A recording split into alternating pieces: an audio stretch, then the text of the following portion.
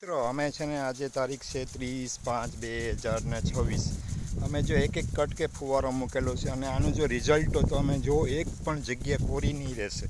અને તમે જે રેડ પાણી પાવો છો એમાં પાણીનો બગાડ થશે, આમાં પાણીની બચત થશે. અને પહેલાં 2 કલાક ફુવારા ચલાવી લેવાના છે, પછી બીજે દિવસે ને વાવી દેવાનું છે, પછી એની માથે 3 થી 4 કલાક ફુવારા ચલાવી દો એટલે તમારું કામ રેડી થઈ જશે.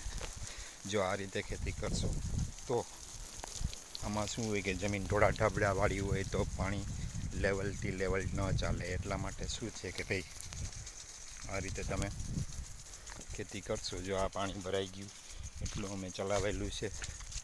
અને આમાં શું છે કે લેવલ ટુ લેવલ પાણી જશે અને બિનજરૂરી પાણીની બચત પણ થશે. ઉનાળામાં પાણી ઓછું હોય છે એટલે પાણીની પણ બચત થશે. તમે જુઓ અમારા ફુવારા અને જોવાનું રિઝલ્ટ કે ક્યાંય કોરો પાક રહેતો નથી.